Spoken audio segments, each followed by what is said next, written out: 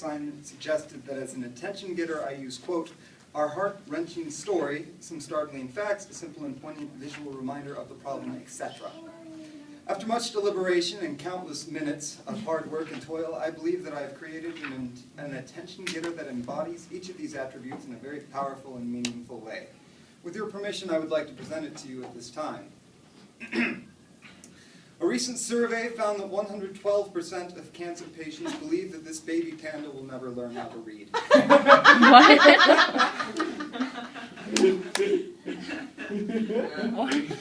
Now, as you were sitting there contemplating how adorable that picture is, and how I obviously misunderstood both the point of an attention getter and how percents work, I would like to move on to the actual speech.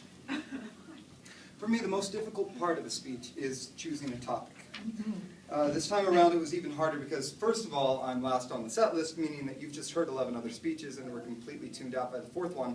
So I have to find something that you'll find worthwhile, and I also have to keep your attention while you're all nervously eyeing the clock and then the door. Second of all, Sister Embry asked in the rubric that this speech be something I'm passionate about. This is where it truly became difficult for me, because usually when I give a presentation like this, I choose a topic that is easy for me. Usually this means I use humor and controversy to garner attention. For a speech like this one, then, I would likely make an argument such as, girls shouldn't worry about makeup because they look beautiful without it, and guys are too clueless to notice anyway. Or pushing the close button in an elevator does nothing. Or why apple pie is the best. By the way, these are all actual opinions of mine, so feel free to argue with me about them later. But every time I started to plan out how I was going to convince you that learning to play the kazoo is vital to your survival, I stopped. This line from the rubric kept bugging me. Quote, remember that passion hides a multitude of sins. If you're passionate about your topic, then we will be too. If I'm passionate about my topic, then you will be too. That's what I want to give this speech for, and that's my topic for you today. If you want to be satisfied with life, you must be passionate about how you live. Ooh. So, what is passion? Why do we need it? Well, Merriam-Webster's dictionary defines passion very clearly and eloquently, but I feel like dictionary definitions are a little overdone in speeches, so I'm going to forgo Noah Webster's help and tell you what passion means in my own words. Being passionate means caring about something enough that it opens your eyes to the world around you and changes the way you live. There are some good reasons to be passionate about what you do. First, passion gives meaning to the things we do, and it makes it easier to take action. In my life, I've been lucky enough to know a lot of talented people who are passionate about a lot of things. People are just one of the things I'm passionate about, but more on that in a minute. Here are just a few of the people I've been lucky enough to know. A young woman whose passion for telling stories of others led her to take a job with Deseret News. By age 20, several of her articles have been featured on the front page. My best friend, who plays even more instruments than I do, which is saying something, made state band all 4 years of high school. He's actually going into pharmacy, strangely enough. Another friend of mine is one of the best artists I know. Someday, she hopes to illustrate books. And in a similar vein, one of my friends loves to doodle. And while most people draw the line, no pun intended, at doodling in class for the sake of passing time, Jerusha has decided that she wants to be a cartoonist, and I think she'll be able to do that. Now, I want to be clear, I'm not trying to impress you with the amount of talented, amazing people I know. The fact of the matter is, I've never met as many talented and amazing people as I have here at college. I love starting conversations with random people here. When I meet a new person, one of the first things I usually ask is, what's your major? A cliched question, true, but it opens them up for my next question, which is, what led you to choose that field of study? After doing this for a while, I've noticed that the response to that question is generally the same one.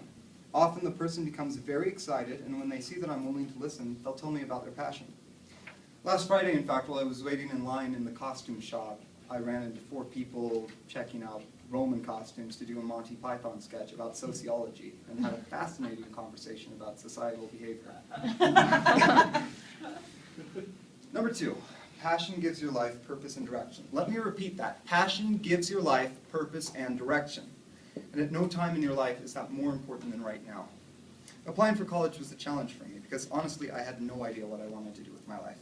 It was not a lack of options for me, it was too many options. I love math and science, and so for a while I considered a career in physics. On the other hand, music is extremely significant to me, and so maybe I could be a band director or a professional musician. The thought of teaching English, math, or history also occurred to me. After all, some of the most influential people in my life have been teachers. Computer engineering, the practice of law, theater, chemistry, the list went on, and I couldn't figure it out. Eventually, I chose to major in communication because I figured if any field would let me learn more about everything that interests me, it was journalism. And after 2 semesters of school, my passion is what has led me further. Through a complicated string of events that originates from me oversleeping the 3rd day of college and missing a class and changing and meeting all sorts of people, one thing led to another, and I've decided I want to be a stand-up comedian, with a fallback plan of copy editing for a newspaper or working sound for theaters. For me, the turning point was when I decided that I could make my love for entertaining people into a viable career, and passions continue to guide my life. Passion is a commandment. I believe that. I think the Lord wants us to be passionate about what we do, be anxiously engaged, testify with earnestness, seek truth. When the Lord wanted disciples, he didn't look out a couch potato watching American Idol. For one thing, television didn't exist then, and neither did America. Instead of a couch potato, he went for hardworking fishermen. He went for people who were passionate about what they did. Does this make sense? Passion is a divine attribute. It can guide your life, and it will give meaning to what you do. Now, for my scary / visualization / words of warning part. I want to do something I've never done in a speech. I want to give you a personal example, something that really isn't funny and something that pains me and kind of scares me a little. I'll give you this example with good faith that you won't treat it lightly, at least not to my face. As Derek's speech really connected with me. My father is the best man that I know. This isn't unusual. Most boys learn from their fathers and look to them to learn how to be a man. From my father, I learned to be confident. I learned to camp, to fix flat tires, to tie a tie, to give speeches. I learned the value and the joy of hard work, and I learned to respect women and to love truth and to love the Lord. I love my father. And that is why one of the most painful experiences of my life has been watching my dad slowly change, become more cynical, more bitter, more angry and frustrated and tired. I've watched his health and his spirit degrade because he is trapped in a job that forces him to do things he does not like to do in a way that doesn't make sense with people he doesn't get along with. I love my father, and I love that he's willing to work to provide and protect his family. But as I've watched a corporation extort him and extort our family indirectly, I suppose, I've decided I will do whatever it takes to find a job that allows both my family and myself to be happy. I will be passionate about what I do, but I will always be more passionate about the people who mean the most to me. Be passionate about life. Open your eyes, open your ears, look at the world around you, talk to people. They've got some neat stories to tell. And ask yourself, what are you passionate about?